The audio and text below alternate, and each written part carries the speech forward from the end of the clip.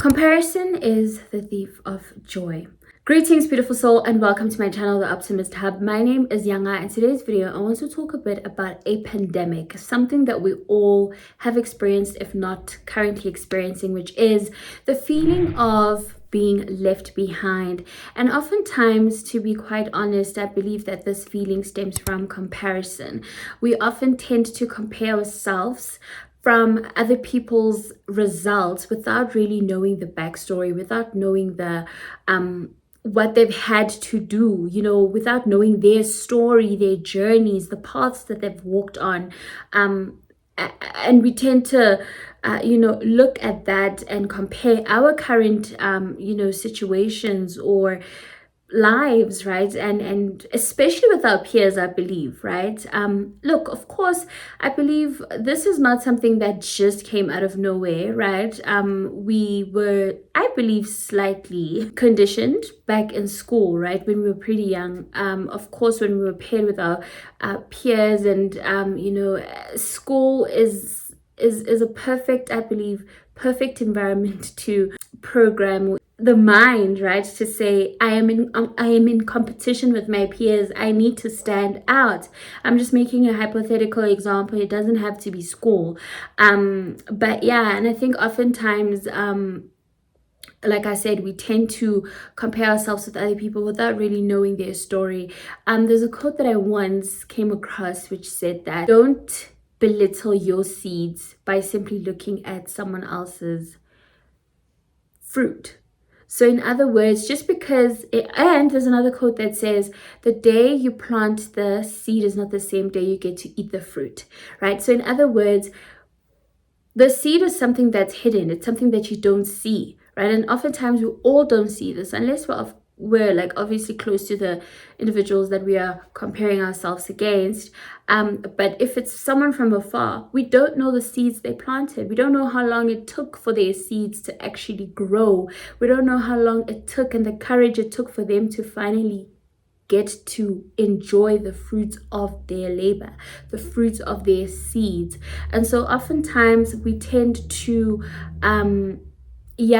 fixate our minds on the final product without thinking about how much the person had to give up of themselves, how much they had to unlearn, how much they've had to learn, how much they've had to, I suppose, surrender to the process of becoming the version of self that they are, right? And of course, this is not to bash, anyone who's feeling like this. If anything, I get it.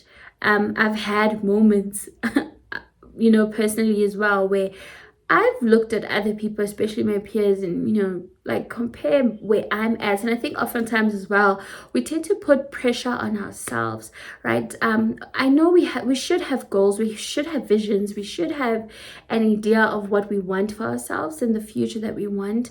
And we tend to be very hard on ourselves when we are not there. And I think this is where, when we are not, practicing self-compassion, or giving ourselves grace. We all have our own journey, right? We all have our own paths that we are treading on. We all have different shoes that we're wearing to tread on this path. We all have different navigators. We all are treading different paths in different directions, right?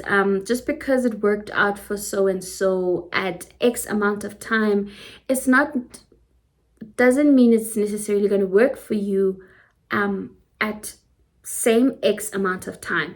Why? Because again, backgrounds are different, journeys are different, the intention to move is also different, right? Again, honestly, guys, if you are not happy with where you are, where you're at, you need to start making the moves.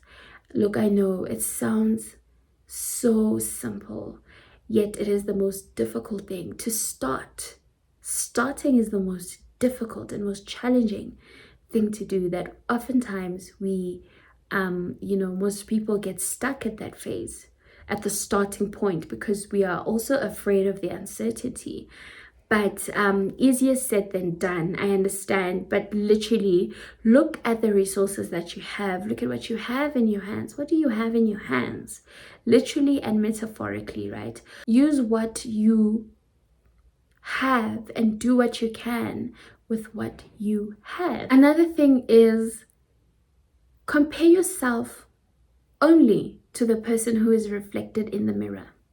So if you go in front of a mirror and you see an image, a silhouette, a reflection of yourself, that is who you're meant to compete with. That is who you're meant to compete with, right?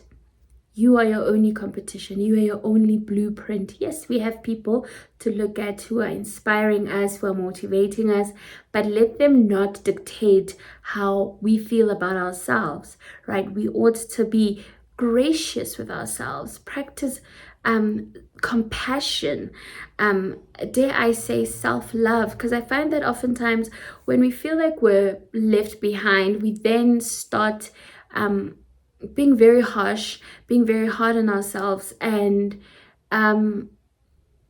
this is where self-hate can also stem from, right? And self-esteem issues can also come from us just not really being content with who we are in the present moment. And also, it is never too late.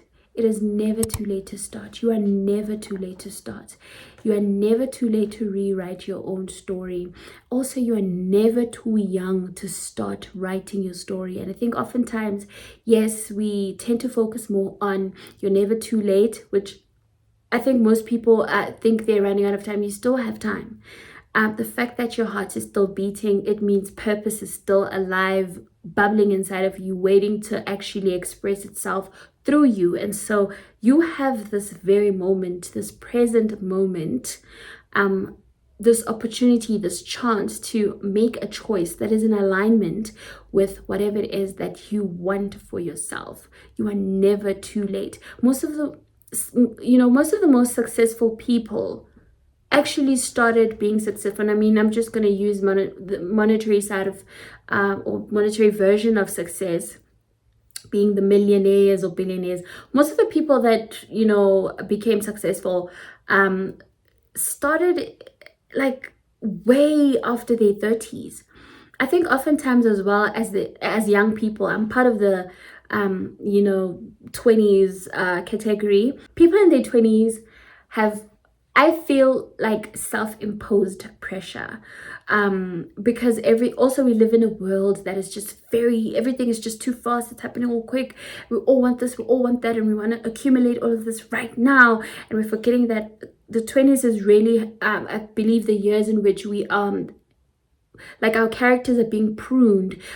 We ought to just not necessarily be goalless and live without having any goals, but live, allow yourself to make mistakes. As they say, your 20s are for making mistakes. I believe so, but don't make intentional mistakes. In other words, just go for it. Don't think about the risks. Okay, think about the risks.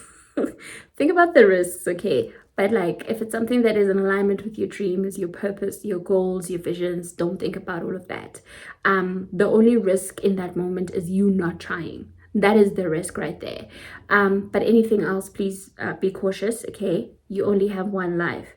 I hope I'm not contradicting myself here, but oftentimes I feel like people in their 20s are feeling this pressure. And I've come across, I've seen on TikTok, people are saying in their 30s it's quite breezy. I mean, there's still a bit of pressure, but you're more accepting, you're more, you express more of the self-love, the self-care, you're more compassionate. I don't know, I'm not in my 30s. I'm 3 years away from turning 30. But yeah, we'll cross that bridge when we get there. But this is not to say I personally don't experience pressures. I get a lot of pressure from external parties, third parties, people who are not necessarily me, who are not me, and there's only one me, right? I've had the well, I believe the ability to just, okay, I hear you, thank you, this is what you see for me, this is what you want for me. I've had chats like, oh, it's time to have a kid, it's time to get married. I'm only 26. I'm still young, you know. Look, time is running out. Okay, like I'll cross that bridge when I get there, you know. But I'm just saying, I'm experiencing most of the pressure that I'm getting is external. I don't impose all of these things on myself. If anything, I'm just like, it will happen when it happens. Okay, it will happen when it is meant to happen. I'm not one to put pressure on myself like that.